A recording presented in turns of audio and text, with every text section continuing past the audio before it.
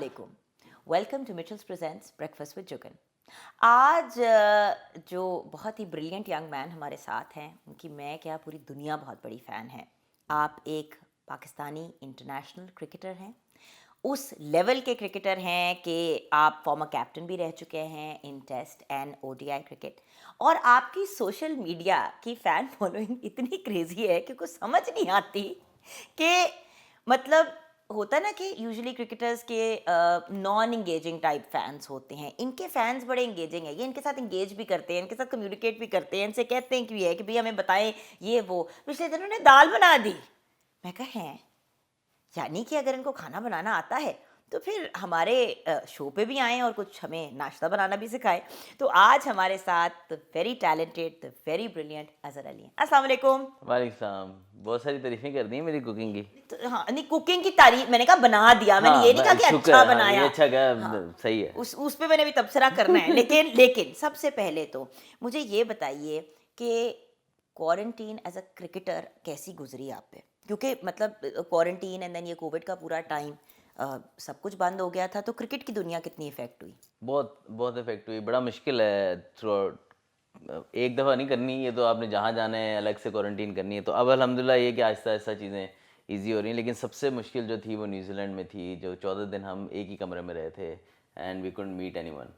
तो वो तो हार्डेस्ट थी। उससे ऐसी क्वारंटीन नहीं देखी कभी। बट बाकी सारे आपके थे साथ, नहीं, मतलब लेकिन हम रूम से उससे लहदा थे? रूम्स अलहदा थे और हम किसी से मिल नहीं सकते थे। वो हमें 1 घंटे का वॉक का मिलता था, वो भी हम 2 मीटर दूर खड़े होकर कोई गपशप मार सकते थे। तो वही है। उसके अलावा 14 दिन वो बहुत छोटा सा रूम था, बस उसके अंदर टेलीविज़न भी न्यूजीलैंड वाला टेलीविज़न था। उसमें कुछ कोई ऐसा 5 स्टार होटल भी नहीं था कि बंदा कोई फिर अपने फ़ोन पे ही नेटफ्लिक्स वगैरह देखी और इस तरह करके टाइम हाँ, गुजरा। बट मतलब सोशल मीडिया पे तो फिर आप एक्टिव सोशल ही मीडिया रहते पे उस पे। एक्टिव हाँ, होते थे, लेकिन फिर भी आपको जब एक चीज़ कह दी जाए ना कि भाई आपने बाहर नहीं जाना, तो तब फिर बहुत दिल चाहता है बाहर तब जाने का। बहुत दिल जाता है। अच्छा, ये वाले बच्चे थे।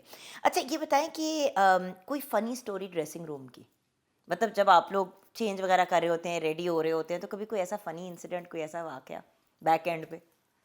काफ़ी होते रहते हैं, बस ये कि किसी ने अब किसी की कोई यकदम चीज़ आपने छुपा पूछा। दी, किसी ने छेड़ दिया, किसी ने कोई लड़ाई हो गई?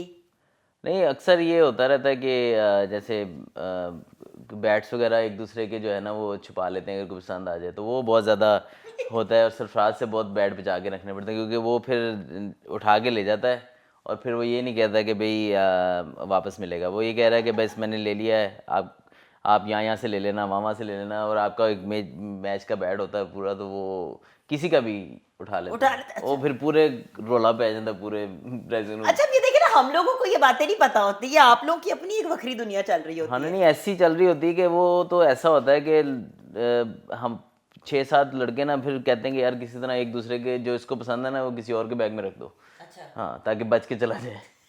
अच्छा, ये बताएं कि कभी सोचा था कि इस लेवल पे पहुंचोगे? ये देखो ना, मतलब ख्वाब तो बहुत से होते हैं। ख्वाब थे, लेकिन ऑब्वियसली जिसको कहना कि मैं बड़ा बचपन से समझता था कि मैं पहुंच जाऊंगा, वो कहना गलत होगा। लेकिन ये कि दिल करता था कि यार पाकिस्तान टीम से खेलूं। यू नो कप्तान बनने का तो बिल्कुल ही नहीं सोचा था। तो फेवरेट स्टार्स थे, हीरोज़ थे हमारे, उनके साथ बैठ के फिर पाकिस्तान टीम को सिलेक्ट भी किया एक टाइम पे।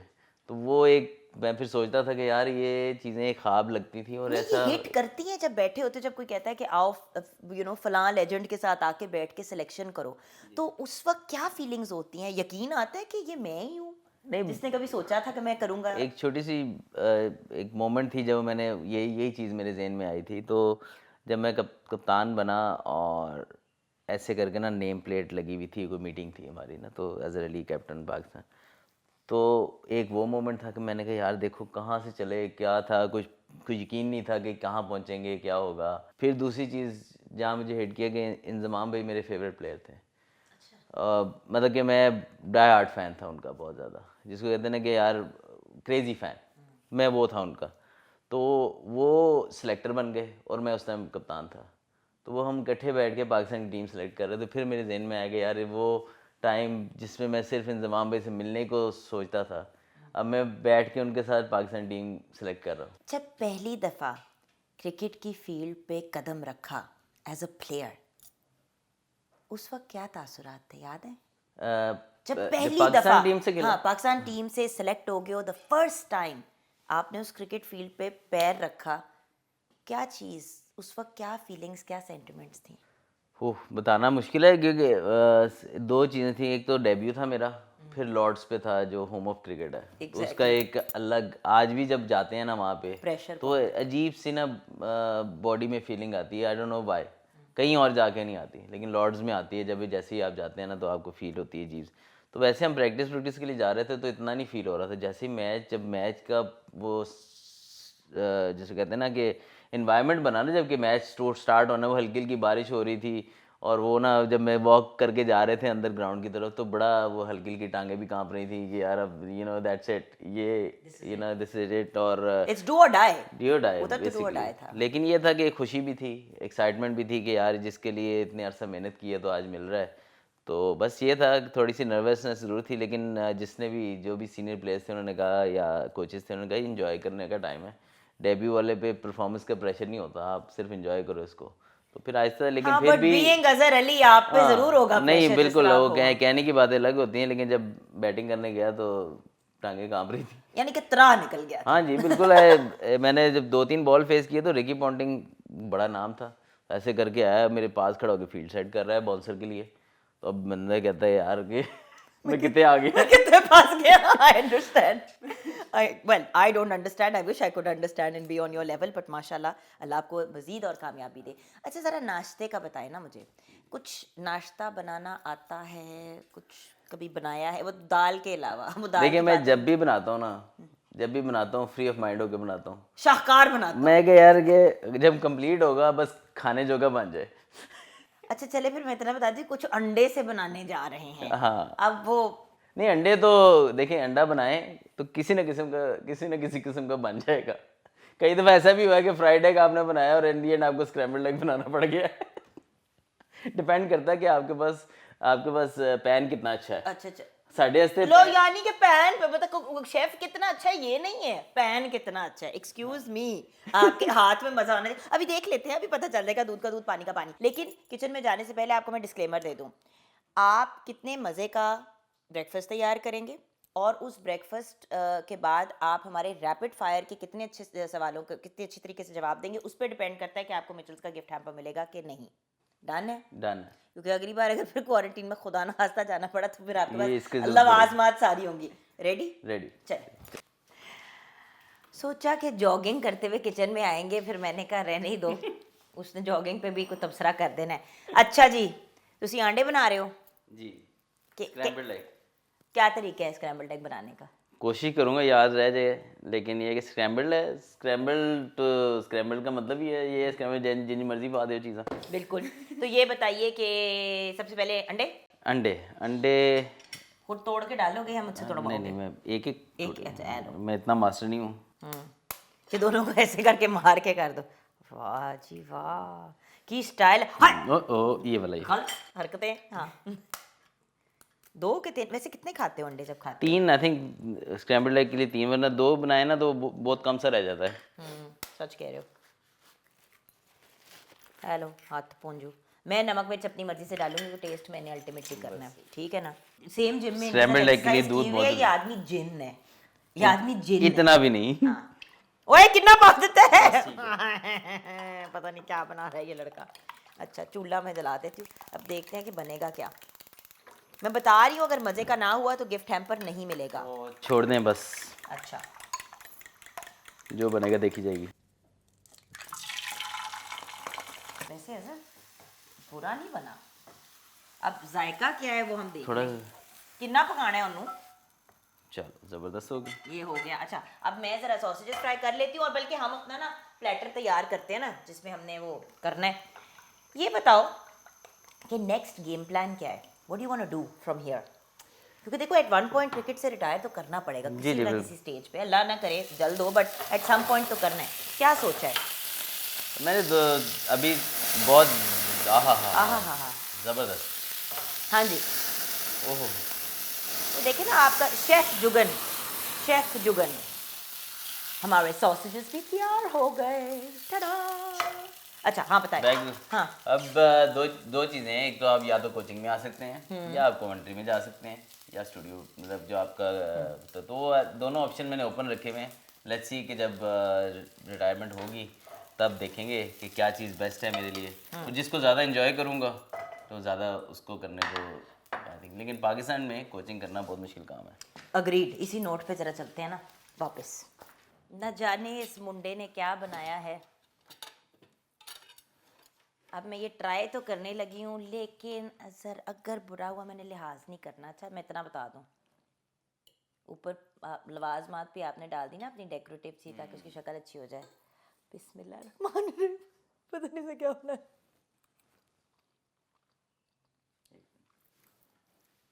ठीक है, शुक्र है बचत होगी। सही बन गया। Very nice, high five, well done.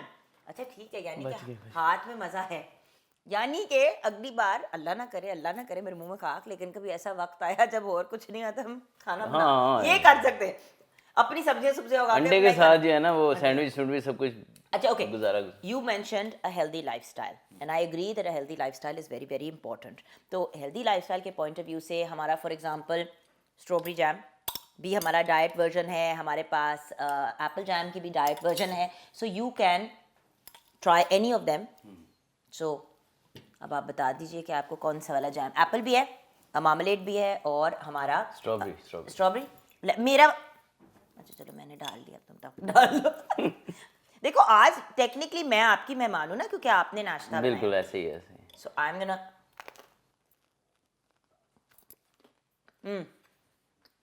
you see it's really really nice. It's got no added sugar. तो ये जबरदस्त है ना। तो ठीक है ना, मतलब तो अगर आपने टेस्ट भी लेना है और आपकी डाइट भी इफेक्ट ना हो तो I think this is very good. Gluten free के पॉइंट ऑफ व्यू से अगर ग्लूटेन फ्री ब्रेड और इसके साथ आप ये करें तो इट्स अ ग्रेट कॉम्बिनेशन। अच्छा ओके, ये तो ये हो गया ना। चलो पार्ट 1 पास हो गया, पार्ट 2 की तरफ चले। चल रैपिड फायर। अगर आप क्रिकेटर के अलावा कुछ भी हो सकते तो क्या होते? मिक्री। क्या मिक्री अच्छी करता हूँ। मिमिक्री अच्छी, कॉमेडियन हाँ इस टाइप। अच्छा ओके, किसी ऐसे शख्स का नाम लें जिसके आप बहुत बड़े फैन हैं लेकिन वो क्रिकेटर नहीं है। हो दैट्स आतिफ असलम। आपकी फेवरेट चीट मील, जब रज के एक दिल खोल के खाना हो तो क्या खापा खाते? आलू वाले पराठे। आलू वाले पराठे कितने मजे के होते हैं, 2 दिन तक बदहजमी होती है लेकिन होते बड़े मजे के। अच्छा, किस चीज के बारे में सुन सुन के तंग आ गए हो कि यार बस भी कर दो तुम लोग? ओ मेरे स्ट्राइक रेट। हाँ मैं सकते। ओके अच्छा, फेवरेट स्पोर्ट्समैन? इंजमाम अल। ओके, बिगेस्ट फियर, सबसे बड़ा किस चीज से डर लगता है? ऐसी ऐसे कोई खास चीज लगते नहीं तो बहुत ना डरो। हाँ नहीं आपका ऐसा इतना ज्यादा फेथ है अल्लाह मियां से में और इतना ऑब्वियस है आपकी। हाँ ये है कि मैं किसी का दिल ना दुखा दूँ। हाँ, ये male and female both. More female. अच्छा, फनीएस्ट प्लेयर, सबसे फनी प्लेयर कौन है? सईद अजमल। अच्छा, best dressed player? Best dress player मैं अपना ही नाम ले लेता हूँ। नहीं मैं तो चलो मैंने तो कह दिया ना, तो क्या आप ही हो, बट उसके अलावा आपको किसकी ड्रेसिंग अच्छी लगती है? I think Mohammad Hafeez. सबसे एम्बैरेसिंग मोमेंट? और रन आउट हुआ था मैं ऑस्ट्रेलिया के खिलाफ। कोई क्रिकेट के हट के भी एम्बैरेसिंग मोमेंट होगी यार।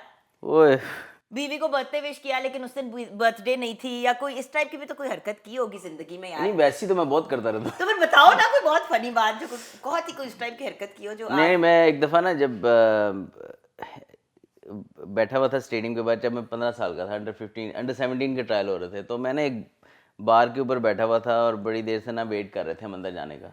तो वो ना मेरे पोल के पीछे मैंने पैर फंसाए हुए थे और एक के ऊपर मैं बैठा हुआ था, तो उन्होंने कहा जी आ जाएं। तो मैं अंदर जाने लगा तो मैंने एक पाँव निकाला, दूसरा फंस गया और मैं मुंह के बल गिरा। तो सारे उस टाइम था भी मैं छोटा, तो काफ़ी एम्बैरेसमेंट हुई ना, सब देख रहे थे, मैं बैठे बैठे गिर गया। फाइनली एक ऐसा रूमर जो चाहते हो कि तुम्हारे बारे में स्प्रेड हो। रूमर जरूरी नहीं कि सच हो, बट चाहते हो कि लोग कहें कि यार वो बड़ा पार्टी बॉय है। चाहते हो कि लोग कहें हाय मैं और बड़ा पार्टी बॉय। भाई इन सब बातों पे तो 100% गिफ्ट हैम्पर बनता है मिचल्स का। Well done. Thank you. Finally अपने फैंस को पैगाम दो। मैं कह रहा हूँ कि अब थोड़ा सा डिफरेंट होना चाहिए, हर कोई जी हार्ड वर्क करें, सारा कुछ करें, ड्रीम्स देखें, वो मैं पहले बड़े दे चुका हूँ। लेकिन आई थिंक मैं एक बच्चों को, स्पेशली बच्चों और उनके पेरेंट्स को देना चाहूँगा कि जो हमारे आजकल बच्चे हैं, क्योंकि मेरा अपना बेटा है, तो वो जब दूसरे बच्चों को देखता है तो उसको ड्राइव करने का भी दिल करता है। और जो बच्चे काम कर रहे हैं, अंडर एज ड्राइविंग हो गई, इस तरह की चीज़ों की, जो कि उनको आई थिंक नहीं करना बिल्कुल नहीं चाहिए। करनी चाहिए। तो मैं काफ़ी देख रहा हूँ कि पेरेंट्स जो है ना, वो बच्चों को नहीं रोक रहे। मैंने कहीं से स्कूल के बाहर से गुजरा हूँ तो वो ड्राइवर को बिठा के पीछे, तो छोटे बच्चे ड्राइव कर रहे होते हैं। तो आई थिंक ये बहुत इंपॉर्टेंट है, थोड़ा सा फ़नी प्रोग्राम में एक नहीं, सीरियस आपने चीज़ ये मैं कह बहुत रहा अच्छी बात की, हूँ। बहुत तो अच्छी मैं ये बात। चाहता हूँ कि पेरेंट्स इस चीज़ पे ज़रूर देखें कि उनके बच्चे क्या कर रहे हैं, क्योंकि इन दी एंड किसी चीज़ का भी नुकसान हो जाए तो खुदा न खास्ता वो पूरी लाइफ टाइम फिर आपके साथ रहता है। तो आई थिंक ये बहुत ज़रूरी है कि 18 होने तक, जब तक वो लीगल एज नहीं है उनकी ड्राइविंग की, उनको ड्राइविंग से भी मना करें और बाकी चीज़ों पे भी उनके नज़र रखें।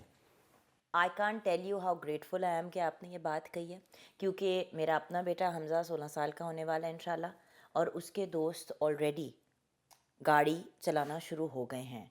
मैंने उनके पेरेंट्स को फ़ोन करके कहा है, और आगे से मुझे तमीज़ से बेसिकली शटअप कॉल दे दी गई कि भई आप अपने बच्चे को संभालें। भाई मैं अपने 15-16 साल के बेटे को किसी ऐसे बच्चे के साथ कैसे गाड़ी में बैठने दे सकती हूँ जिसकी एज ही नहीं है गाड़ी चलाने की। इलीगल अनएथिकल बात है। हमज़ा मेरे से अक्सर झगड़ता है और मैं उसको एक ही बात कहती हूँ, मैं कहती हूँ बेटा 1.5-2 साल की बात है 18 साल के हो जाना है, सही फिर बात। तुमने सारी ज़िंदगी गाड़ी चलानी है, ये तो 16 तो इतनी आप जल्दी क्या बहुत है? 16 तो आप बहुत वो एज बता रही हैं, 13 12 साल के बच्चे ड्राइविंग कर रहे हैं। तो आई थिंक पेरेंट्स को रिस्पॉन्सिबिलिटी लेनी चाहिए इसमें। बिल्कुल। बहुत ही इम्पॉर्टेंट और बहुत ही सॉलिड नोट पे हमने अपने प्रोग्राम को आज क्लोज़ किया। और a brilliant man, a brilliant personality, superstar, हमारे मुल्क के नहीं बल्कि एक इंटरनेशनल सेलिब्रिटी। हमेशा आपको दुआओं में याद रखेंगे, हम सारे भी और आपके फैंस भी। And I am so glad that आपने कुछ सिली सा मैसेज देने के बजाय इतना एक सॉलिड और एक अच्छी बात कही। सो अगर आप इनके फ़ैन हैं और आपके घर में कोई अंडर एज बच्चा गाड़ी चलाता है या बाइक चलाता है तो खुदा का वास्ता है मना कर दें। ज़िंदगी एक दफ़ा ही मिलती है, और जैसे कि उन्होंने कहा कि अगर ऐसा हादसा हो गया तो फिर उसके बाद सारी ज़िंदगी रिग्रेट्स ही रह जाती है। अगर आपको आज का प्रोग्राम अच्छा लगा, हमारा ये एपिसोड अच्छा लगा, तो प्लीज़ शेयर भी कीजिएगा, लाइक भी कीजिएगा, सब्सक्राइब भी कीजिएगा, और कमेंट सेक्शन में ज़रूर बताइएगा कि कैसा लगा। खुदा हाफिज़।